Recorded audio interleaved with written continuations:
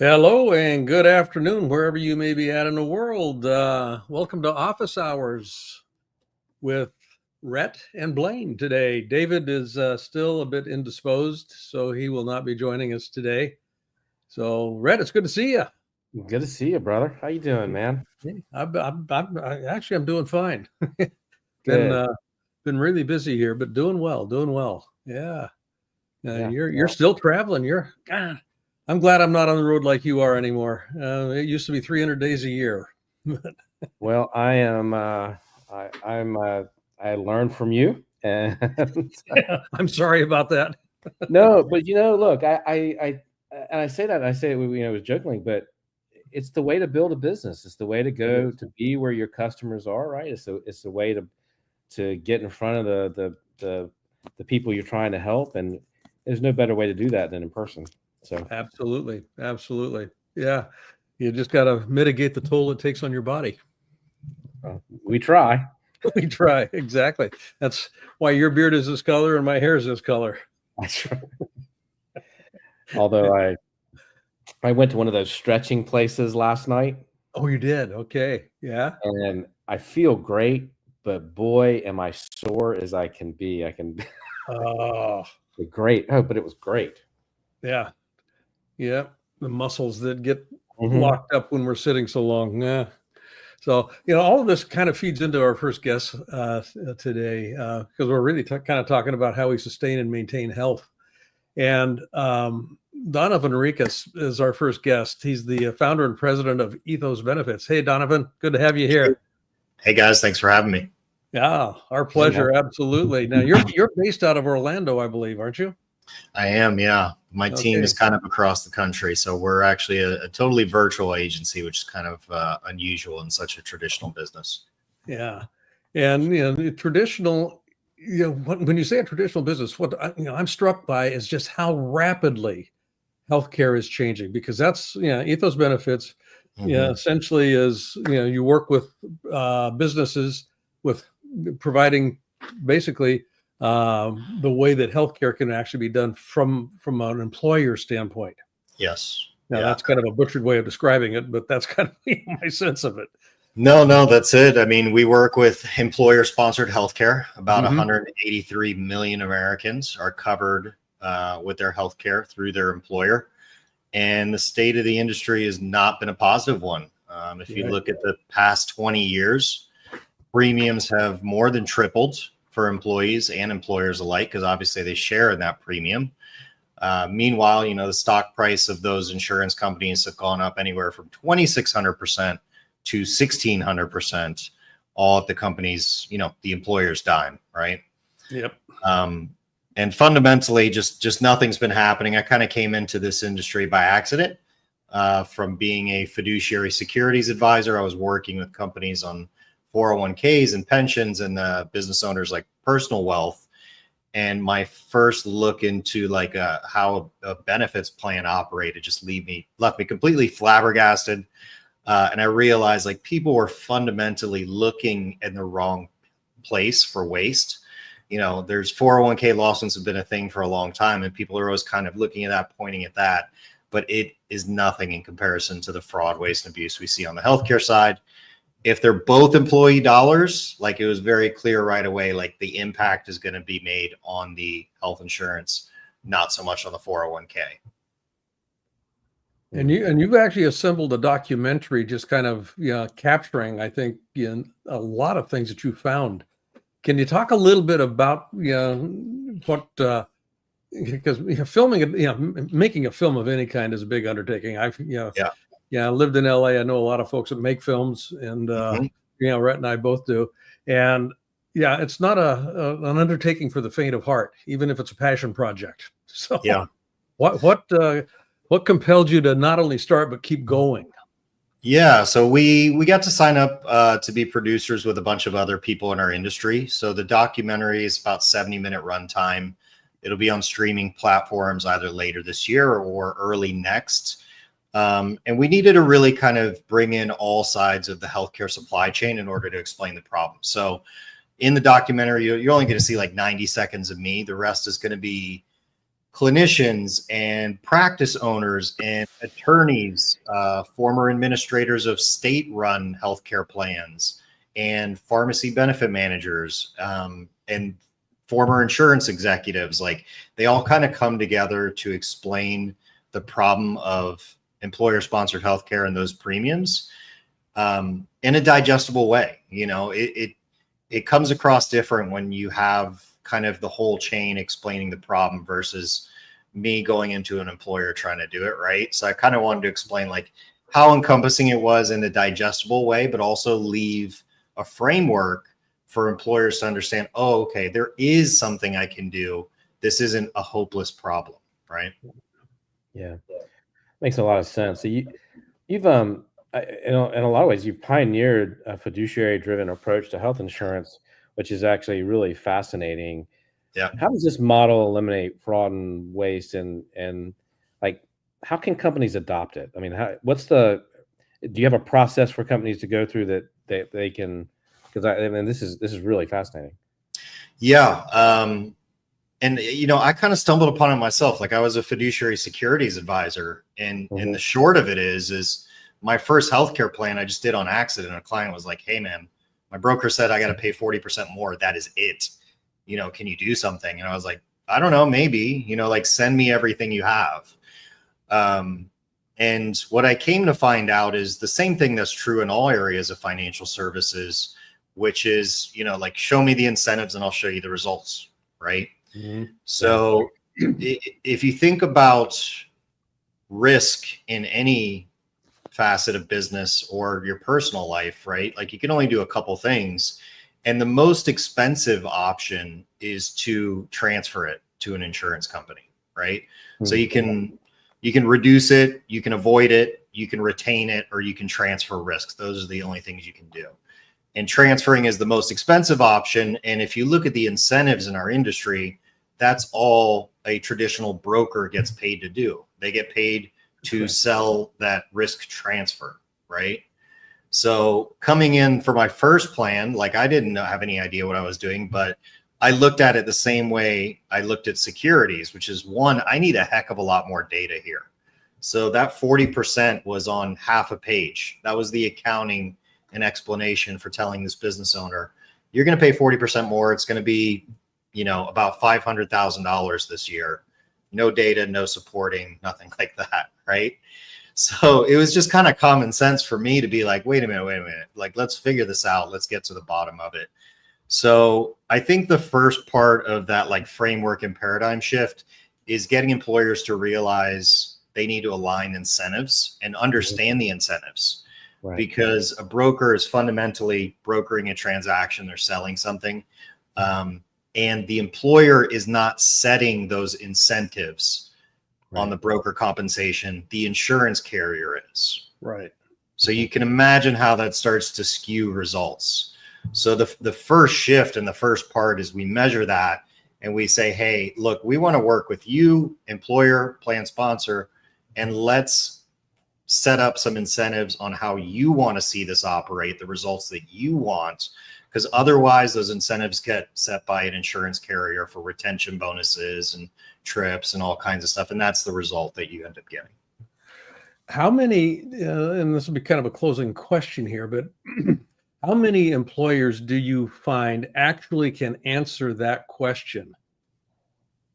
Yeah. 1%, maybe less. Yeah. So 2 years ago, there was finally a little bit of legislation passed that this is a required disclosure. Not much teeth to it, right? Because the funny thing is like, the penalty is on the employer for not getting it. It's not on the broker for not providing it. So we're seeing it done. This was back in December 21, right? So now we are starting to see the majority of brokers disclose this. However, kind of softly, right? Like it's estimated, there's fine print. So it says like, hey, we make this. And then in the fine print, it'll say, oh, by the way, we can get an additional 30% or 3% of your total premium based on carrier retention and premium growth, right? So if I keep you at the same insurance company and we grow your premium, then I could see a bonus, right? So even the ones that now can say like, oh, wait, I have that somewhere. Let me go find it. They don't truly understand it. It's not measured. And they don't realize that they can set that. They can say, no, that's not how we're going to do it. Here's how we're going to do it. Here are the results I want next year. And if you hit those results, then you can get a bonus. You don't get a bonus based off what that X carrier wants me to do. And I don't understand. And you never have to disclose it when it's happening. Bingo. Now, we could go on and on and on this one. Just, we will have you back on another show, Donovan. I mean, I know David has got a couple of questions for you here that we'd like to be able to get positioned as well. But yeah, for the short term here, folks, those of you that are listening, learn more about Ethos Benefits, obviously, and you can see the note here. Gigi, you want to put that back up real quick? There we go. Thank you. ethosbenefits.com. And I'm assuming you can field any questions that people have got. And you said you've got virtual staff around the world, so around the country. So it's not just Florida centric. You're not. No. I actually do the majority of my business outside Florida. There's some intricacies with different states, but there's always tons of opportunities, and my team's kind of deployed throughout the country. Hey, Donovan, where can I get the book? The book and the documentary, you can get access to it on our website. So under services, I think there's a documentary section. Fill that out. I'll send you the full documentary, and I can also send you the book, which is a companion to the documentary. Go ahead and check that out. When people watch the documentary, they are highly pissed, highly motivated. It's go hand in hand. Yeah, they do go hand in hand, and it's important for people to know, because overall, like the lie that employers have been fed is you can do nothing to control this. That's it. You can do nothing to control the cost of healthcare, and it's just nonsensical. It's like anything else in your business. Measure it, manage it. You can change it. Beautiful, Donovan. Thanks. Appreciate it. Awesome. Thank you, guys. Appreciate it. You bet. Yeah, that closing comment, the lies we've been told, which is a perfect segue for our next guest, Donald Barkley. Donald's a retired academic librarian at the University of California, and he's got a book out that I think it could not be more timely. And Disinformation: The Nature of Facts and Lies in the Post-Truth Era. Better understanding how we got to where we are and how we can move beyond a culture which facts are too easily dismissed, and develop a high practical skill for separating truth from lies. Now that I just read that. So Donald, I want to welcome you. Rhett and I both want to welcome you to the show here. Well, thank you for having me. Oh, this is going to be an interesting conversation. I came across an 1968 essay that Harry Frankfurt, philosopher, wrote, and the essay was called "On Bullshit," and I loved the essay. Basically, he defined BS in a way that distinguished it from outright lying. He essentially said it was a form of persuasion that's not concerned with the truth. Alternative facts. Its only aim is to convince by tapping into emotions which are usually fear. The bullshitter does not care whether what they're saying is true or false. It only matters whether their audience or their base is persuaded. How does that land with what you're actually doing with your book? Well, book, and he definitely thinks bullshit is way more dangerous than lies. And just to start with, Donovan, I couldn't have bought a better leader about information than what he was talking about, because thinking about it from a business point of view, So the world is full of information, and we've always had information. Digital has up the vault. There's a lot more information, a lot more sources. The good thing is it's given us. The bad thing is some of them shouldn't be what they think, but that's something we can't control. Hey, Gigi, can we? Sort of like I hate to stop, Donald. Can we maybe reconnect with Donald? Because we're having we get some bandwidth issues here. Yeah. Thanks for catching that, Rhett. I was just kind of leaning in, going, "There's a glitch here," and I was checking to see if it was my connection. So I think everybody was getting that. yeah. So I'd love to be able to have him kind of be heard, because I think this is a really important area of conversation. I hadn't read that before. What was the name? What you said, the author or who wrote that? I want to look that up. Yeah, a guy by the name of Harry Frankfurt. Harry Frankfurt is his name. He's a philosopher. Wrote this, like I said, in 1968, and literally the essay, I think it actually got turned into a book. It's called On Bullshit. That's great. I was just having a conversation about this a second ago, and this would have been a great if I'd been able to read that before I had that conversation. Yeah, I posted something up on both my Instagram. No, it was a Blue Sky. It was a Blue Sky as well as a Facebook post on just kind of the nature of BS in today's world. And how do you deal with, like, how do you keep your cool, or how do you talk? The conversation I was just having was about how how we can't talk to each other. And like when you talk to clients that are having that, how are you having those conversations? Like, how do you bridge those gaps that we have? And like, how are you coaching people around this or talking to people about sort of this differences? And I mean, we have people, I was talking to a CHRO the other day. He said, I've got so many people in my offices that can't speak to each other. They share desk right across from each other, and they can't communicate because of politics or belief systems or what have you. Yeah. I've got one client right now that I'm actually working with, who's a very good friend of the person that was just appointed the head of Doge. Mm-hmm. And the conversations that he engages in with some of his staff, they've literally put a parking lot, a metaphoric parking lot. If you want to have a conversation about this goes in the parking lot. We're not going to have that conversation in this space. So it's a way of kind of enforcing. We've got stuff to do here that this is going to color if we allow it to encroach. So if you want to have that conversation, put it in the parking lot and agree to a time, take it offline, and just kind of work it that way. So that's one part of it. The other, I think, is more.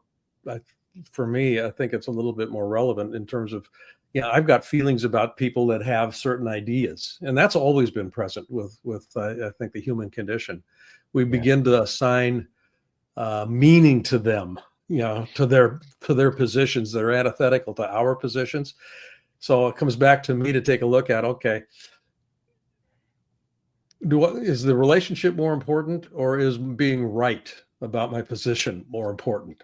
And that opens up a different kind of conversation, I find. Yeah, indeed. Yeah. Donald, welcome back. Well, I'm any better? Wow. We'll just keep going. See what we can do here. I've not had trouble. I've never had trouble doing this from home before. Turn some things off that were running to try to that out. That's actually better. That's a little bit better. Yeah, that's actually better. It is. Okay. All righty. So we can, do you want to start from the beginning? Yeah. Let's just jump into your book. Yeah. Okay. Rhett and I were just kind of riffing while you were gone on the same topic. So okay. I think, just coming into it, I think would be great. Hear from your point of view. What's going on? Okay. All right. Well, my book is obviously about information. That's something that I've cared about and thought about and tried to teach people about all through my career. And, when I first started, in 1990, teaching students information a lot easier than it became over time. Digital technology took over. There are a lot more voices out there, a lot more quantity of information, a lot more places. So it became increasingly complicated. And so one of the things that, when I talk about information, a lot of times I think, especially people who are trying to persuade us to make decisions, whether they're political or business or personal decisions, they tend to try to make right or wrong. It's either true or it's false. But most information doesn't really fall into that category. Information exists on a continuity. So you have some information on one end that is essentially zero. It's to think of it as completely zero because most have a little shred of credibility. And then the other end of the scale is you have something like 100% credibility. And there's almost nothing that falls into that category. If you think of something like Newton's laws of physics, those are 100% credible. Are in the real world, but when you start talking about quantum mechanics, Newton's laws no longer apply. Right. So 100% credit. They're close. If you're going to fly a spaceship or shoot a pool ball, a bicycle, Newton's laws apply. But when you start talking about subatomic particles, they don't. So what we've got to do is, as we post information, is think about how credible is this information? Where does it fall on the scale? Really important, is it credible enough for my purposes? And the previous guest was talking about plans for business. If you're a business and your information about insurance, you have to go, how credible is this information? And how do you do that? Well, you base it partly on what you know. If you have experience, that's helpful. If you don't have a lot of experience, it's not so helpful.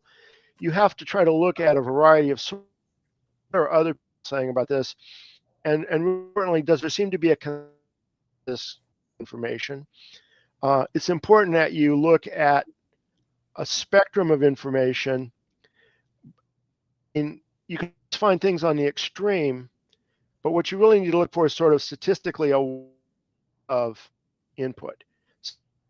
Statistical, because there are things on the extreme, but where does most of the information fall? What seems to be the most credible?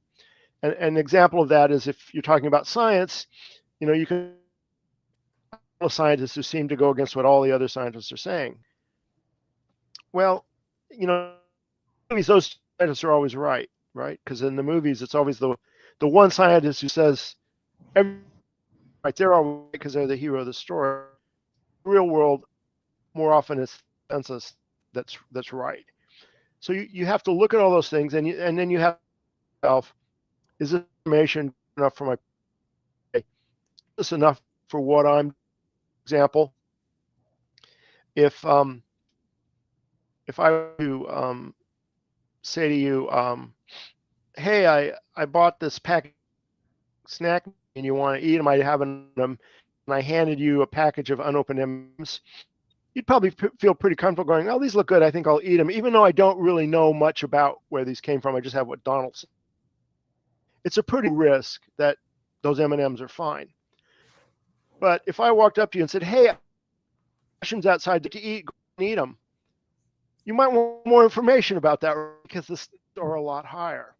So that's how, one of the things we have to think about. We can't investigate to the nth degree a piece of information we encounter too much. But for our really important decisions like, well, health insurance am I going to provide for my employees? Or are these mushrooms? Or who do I want to live in the country for the next 4 years? It behooves you to really get into how information is and to look at a broad spectrum of information and make the best decision you can. And that's not always easy, and it does involve some judgment, and reasonable people can come to different conclusions. But I think it's really important to think about that, and especially, there's some basic rules to follow. First of all, what do bullshitters? False scenarios to trick to thinking something. They make us think in either terms. Either we do this or this will happen. Maybe there's 50 things that could in between that could happen, right? Or, this is a really common one. experience online, it's really easy to criticize things because it's perfect, including information is perfect. Remember Newton's law, it's not perfect, right? But if you allow yourself to do the negative, if all you hear is the problem with health and these people, all you hear is negative about the problem with insurance is billionaire insurance industry executives. We know where that leads, right? We've all seen the news. Here is the problem with health insurance is there are all these lazy fakers out there who are faking illnesses, money, and get disability, and that's where the problem is. And you can find examples of that. You can find examples of insurance industry billionaires who aren't behaving very ethically. You can find examples, but if all about one or the other, you can come to a very wrong conclusion about what's really going on. And as Donovan was saying when in his talking about insurance, there's a lot of players and a lot of moving parts to consider. And it's someone points your finger and go, this is the problem. But it's harder to go, this is really what they call a wicked problem. And wicked problems is a whole science of management out there. Mm-hmm. People to read about wicked problems if you have some good books and videos on them. Donald. Wicked problems are things like, yeah, go ahead. I was going to say, I was going to ask a question, but I wanted to know, I mean, the book is called Disinformation, the Nature of Facts, Lies in the Post-Truth Era. Where can people find it? Where can people find it? It's available on Amazon, any online bookstore. You can find it there. Excellent. Well, that's great. Yeah. Yeah. You've also got a couple of other books that I'm assuming that they can find on your website, donaldbarkley.com, because I think you've got just more than this one book. So there's a whole compendium here of information that I think people can avail themselves of. This is a fascinating topic, and I think it's a very timely topic. So, Donald, thank you. Thank you greatly for being on the show. Well, thanks for inviting me. I know I got a rant there. I hope it wasn't too long. No, that's fine. All good. All good. Okay. Right. Take care, my friend. Thank you. Yeah, the era of disinformation. Now, I like, this kind of goes to your earlier point, when you and I were having a conversation. Everything kind of exists on a continuum. And where I find we get into trouble is when we start treating assessments as assertions of fact.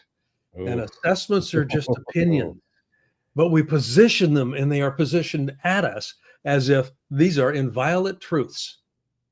And in my living experience, if something's true, it's got to be true every time for everybody in every place, period.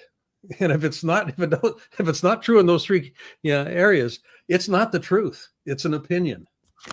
I was at this thing a couple months ago, and Trevor Noah was the keynote, and he said something that I have not been able to get out of my mind, which was, we're in this era of where if something is like right in front of your face, you still don't, you like, there's an argument to whether that's even true, that's true or not, right? That we're in an era where I see something. We've always in human history, if we saw it, it was right in front of us, we could touch and feel it, it was real.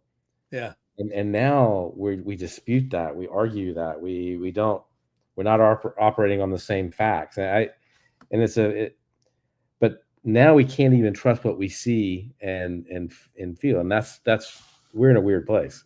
Yeah, the AI algorithms that can generate deep fakes. It's kind of like some of them. I mean, I swear to God that was real, and you come to find out, it was an AI generated image, and it's only going to get better. It's only going to get the technology is only going to get better. That's absolutely frightening. So, Anyway. Yes. I think our next guest is here. Ray, are you on? Ray is in the room. Ray is in the office. Okay, Ray Hansel. Ray's been listening. RMH Impact. You got a new book out as well. It just kind of came out, I think, last year. Breakaway Success: How We Broke the Rules and Won. Yeah. And that little add on how we broke the rules and won. I've always been enamored by a phrase I heard years ago. The nature of the game is contained in its rules.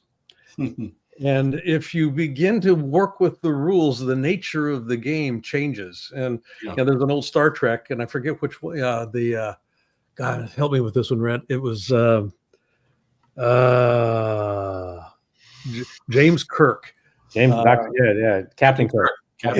Captain Kirk. But when he was in the academy, he did something that broke the rules of the simulation. That's right. I remember that. That's right. Yeah. Right. And it was just, how could you do that? Well, he won. He basically came out on. He was the only one that ever was able to successfully complete that simulation. There you go. That's right. So, where did your book kind of? It's almost autobiographical in many ways, I think. Right. Yeah. So, what can you tell us about rules in general, but also, I think more discreetly, what it entails when you break the rules? Well, when we entered the space, this was an entrepreneurial journey, and this is a big success story. The book really, I think, should appeal to entrepreneurs, startup ventures, people just getting underway, or maybe people who've been at it for about a year and they're struggling, and they're looking for some inspiration and some real life experiences. My partner and I joined this particular venture together. It was RMH Teleservices, and at a time when the industry was fragmented. There was a lot of unprofessionalism going on. We came from the corporate space, and so we brought a lot of that experience to the table. How we hired, how we trained, how we motivated, how we compensated, and how we laid out our facilities, et cetera. So we brought that to the table right from the get-go. One of the things that we did, though, over the course of that 15-year journey is that we successfully navigated from about $50,000 in revenue to $50 million in revenue over the course of that 15 years. And we navigated from privately held to public. Most of the companies in the industry were fragmented. They were tiny, they were private, and somewhat unprofessional. I think we had three big breaks, and given the limit of our time here, I could probably consolidate that for your listeners that I can talk about. One was when we automated ahead of the curve. And frankly, it was a big challenge because it cost about $10,000 almost for every employee, for every seat. And so just for 25 stations, it'd be $250,000. How do we finance that? How do we make that happen? We were approached by a vendor, and our lawyer actually advised us to look for vendor financing. And somebody said, look, we'll finance your operation. We think you're up and coming. We like the way you're approaching the industry. We'll finance the whole thing, and we won't require personal guarantees. I'm the one who was sitting on the fence to take on $250,000 debt on top of everything else. And I went to see a movie just by coincidence called Field of Dreams. Saw the movie. I got the message. The character's name was Ray. My name is Ray. He kept saying, Ray, if you build it, they will come. If you build it, they will come.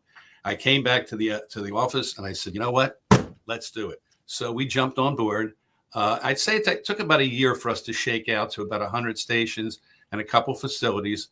But then suddenly people were coming. Discover Card from Chicago, AT&T from Jacksonville. People wanted to see what this new automation could do and what it could do for them and what have you. And the next thing you know, we were tons of business were rolling in the door. So that was the first big break. That was when we broke the rules of basically how you expand in the business, how you grow the business. We did it through technology. The second big break came shortly thereafter. After a few years later, we realized that most of the people that did large volumes of work wanted a very consistent message delivered. Now, I had an acting background, and so I had to deliver a message on stage by reading a script. I couldn't wing it. If I wung it, I wouldn't be on stage very long. So I said, gee, there must be something here we can use. So we shifted all our training the way actors are trained. So we talked about voice inflection. We talked about pacing. We talked about active listening. And the next thing you know, this thing rolled right through. And, we knew we had something really good when all of a sudden we shifted our advertising efforts. So it was basically called Great Performances. And as a great performance, people wanted to hear it. They wanted to get their arms around it. And we began to get a reputation for that. And we knew we'd really hit it hard when all of a sudden we got a letter from Jack Lemmon, the famed movie actor who was head of the Academy of Motion Picture Arts. And he says, I want you to cease and desist the use of the Oscars in your advertising. So, of course, we did comply immediately, but we also thought, bingo, we got a great brand. Mm-hmm. So that brand was something we carried from Hollywood to Wall Street. And that brand populated throughout the entire, really the country for the most part. Anybody that was doing this kind of work wanted consistency, wanted professionalism, wanted people that really sounded like something you'd want to hear, as opposed to somebody reciting something over and over again. And of course, it also affected our employees. We gave them chocolate Oscars when they performed well. We put their names up on lights. We had Academy Award winning pictures all through our facilities. And we mixed it up to make sure we had action movies and all that. And so we really started talking to them in the context of this is what your profession is. You're a professional performer and you're performing on a regular basis. Well, that entire up to a dozen, and the next thing you know, we were doing a lot of revenue, and Wall Street started knocking on the door, and so we started getting more and more of that kind of a situation. And before you know it, we had a venture capital group come in. Somebody had gone public in our industry prior, and so they were interested in possibly, how they could navigate that for us. So we joined up with the venture capital group who invested in the company, and we still maintained a strong position in the company. But shortly after we finalized that transaction, the next thing you know, they got a call from Smith Barney, and Smith Barney wanted to talk to us. So I didn't know what to expect. I thought, well, this is not something that's in my wheelhouse. What's going to happen? Well, lo and behold, they decided they wanted to come in. So that day they arrived with this 75-foot limousine, and out popped about 100 fresh-faced kids from Wall Street. And we sat through a conference room presentation, and they said, we'd like to take a break for 10 minutes and discuss what we just saw. So they took a break, and I'm thinking, what's going to happen next? 10 minutes later, they said, we'd like to take you public. And you could have knocked me over. And I said, really? I said, when do you want to do that? He said, how about next week? So the next thing you know, we went from finalizing the transaction with the venture capital community, which was very successful unto itself, to suddenly, boom, we're shifting in that same quarter into going public within 3 months. And so that was the kind. So what rules do we break? Well, a number of them. We suddenly automated ahead of the curve. We suddenly decided to train people in a different way. We elevated the position. We positioned the entire brand in that fashion. In the process, we grew profitably as well. So we grew every year. We had a 50%, I think, compound annual growth rate for 5 years. And when you have that consistent record, that's what Wall Street wants to see. Yep. They want to hear your story, and they want to see how it glues together. But they want to see, how did you grow from 10 to 20 to 30 to $50 million on a consistent basis, and how did the profitability follow that growth? And with that, then we want now in our book, Breakaway Success Book, breakawaysuccessbook.com, you'll see a website that reflects all these kind of highlights and takes people through to, you can buy the book on Amazon, you can buy the audio book to hear the story, you can book us for some kind of a conversation or a presentation or speaking engagement if that's what you want to hear. But I think we're entering a really exciting entrepreneurial time. I think it's either side of the coin. If it's going to go crazy, good, that's all good. That's when people take that kind of risk. Yep. If it goes bad because all of a sudden Wall Street is overvalued and things start going bad and people start losing jobs, that's when people jump into businesses because they figure at this point, we've accumulated money. What's to risk? Let's take the shot now. And if that's the case with many of my readers, I would encourage them. Here's what we have to tell. We encourage people, take the risk. Somebody asked me one time recently, what would I do if I had to do it over again? I'd do it earlier. I would have done it earlier. I would have taken the risk even earlier. Now, it all worked out fine. And I can't say that our timing wasn't impeccably good. But I think taking the risk, we're here for a reason. And we're given these talents, God-given talents, entrepreneurial capabilities. And you don't want to be at the end of your life where you're saying the words, if only. If only I had done that. If only I had married that girl. If only I had taken that job. If only I had started that business. Well, you want encouragement about taking that risk. Read this book, breakawaysuccessbook.com. Well, Rhett, I'm glad the movie wasn't Wolf of Wall Street. Yes. The Wolf of Wall Street. Yeah. By the way, that Wolf of Wall Street, he just came up under some scrutiny recently. I think he was asked to quote about the climate of today's economy and what have you. He actually got out of prison and came back into consulting gigs. Yep. Yeah. Well, thank you so much for being on the show today. Absolutely. Absolutely. Ray, we can continue this conversation on some of our other platforms. I'd love to have you on my Soul of Business conversation, because I think what you're doing there dovetails very nicely. And I know David's got a couple of other opportunities as well. Yeah, I got at least another half an hour in my bag for you, so let me know. Sure you do. Yeah. The difficulty is Rhett and I both like to talk as well, so we're going to kind of crowd. Yeah, I'm sorry. Sorry, I didn't give you much time. Your other guest did. I was very rude that way. I thought, well, I'm going to talk Not if I get a chance. Hey, it always works out. This is good. This is good stuff. Gigi, you want to put up on the screen where people can get a hold of Ray and find out more about his books and what he's up to? There you go. Yeah. Breakaway Success at www.breakawaysuccessbook.com. Yeah, we built the website specifically to give that profile, the highlights, etc. You can buy the book from there. You can listen to the audiobook. You can buy the audiobook, etc. And hear about some of the other things that we're still continuing to do, because once we retired for about 15 minutes, we jumped back into the entrepreneurial pool. Yeah. Retirement's highly overrated. Yeah, I think so too. Okay. Ray, thank you very much. Appreciate it. Meet you. Good to meet you. Good to meet you, Ray. Okay. Great guests today, boy. Very diverse. I mean, What's your takeaway here, my friend?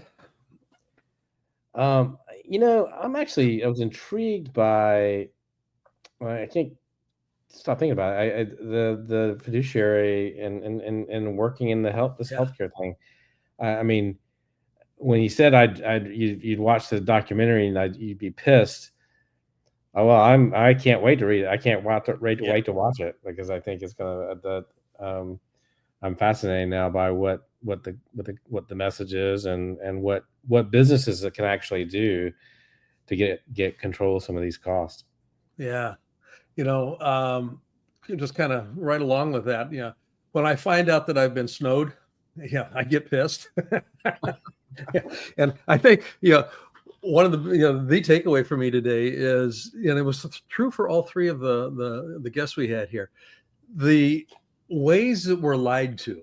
Yeah. And I mean that both objectively, but also subjectively. Yeah. With Ray, breaking rules. Well, a lot of those rules, almost none of those rules are actually codified. They're just assumptive rules that we end up buying into. And the same is true in a healthcare environment.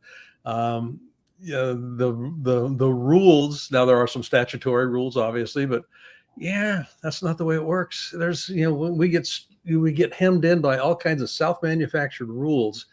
And if we can break out of them, life, Kobayashi Maru was the Star Trek thing. Captain James Kirk broke out of a no-win scenario and did something completely, and it become the lore of legends, or the legend of lore, or whatever you describe that.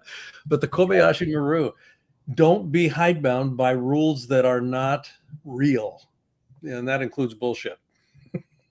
Yeah, look, I mean, 100%. I wanted to get into it with Raymond because I love this idea of breaking the rules and thinking outside of the box and not being constrained by what it reminded me of a story. So this is really relevant. I was probably 2 or 3 years into the toy business, and we were just making some traction, and we brought in a consultant, and I just remember this so distinctly. We were in our conference room with the whiteboard. We were in a whiteboard session, and I remember he was standing at the board, and I said something. I said, like, well, that doesn't really work, because like we're not gonna win if we take them on head on. We've got to come at this a different way. And I remember him putting his hand on my shoulder and patting me on the shoulder and saying, Rhett, that's just not the way we do it in the toy industry. And I said, well, you're fired for talking to me like that. And I mean, I just didn't, we always had to, we had to take it a different direction. And we couldn't take on Hasbro head on. Yeah. So if we wanted traction, we had to do it a different way. And I think that's right. I think that sounds right to me. That's how companies get disrupted. That's how the big boys get disrupted all the time. How the Fortune 500, you used to be on the Fortune 500 75 years. Now it's 11. Yeah. Right. Yeah. So the companies that are coming onto it have done something different. They thought outside the box. They've broken the rules. They, in Ray's words here, they became performers. I mean, Shakespeare's whole thing, the stage is life is a stage. You're a performer. Go act your part. Go act your part. Don't act somebody else's part. Act your part. That's great. Rhett, always a pleasure to have you. I love partnering up with you. We're doing some amazing things, beginning to do some amazing things with the Napoleon Hill Institute. For those of you that are listening, stay tuned to this channel. We're going to have a lot of information about what's going on with the Institute, Napoleon Hill Institute. We're bringing some different stuff to light. We're going to be bringing some different things into the corporate arena that I think you're going to be absolutely thrilled with. Some of the stuff that Napoleon Hill actually developed and wrote about that has never seen the light of day in a corporate context. Very excited about what we're going to be doing with this. And I love being able to work with you on this. Well, thank you, Blaine. Give Cynthia my best, and take care. Absolutely, my friend. Absolutely. And folks, you can see a little mastermind scan, the QR code there. We've got a waiting list right now for our mastermind. You can find out more information at blainebartlett.com, leadership-mindset-mastermind, or you can just scan the QR code. Like I said, we've got a waiting list for it now. We do a couple of these a year. They're year-long programs. If you want to actually become highly effective as a leader, and it doesn't mean that you're not already, but you want to up your game dramatically, you want to start breaking some rules, this will be the place that you can learn how to do that more effectively. It's an amazing program. We've been running this thing. This is the 5th year that we've been running this series of programs. So get curious, check it out. Book a conversation with myself, and we'll see where we go with it. And until next week, you have to do that, guys. If you're listening, you're watching, hit that scan me little button for sure.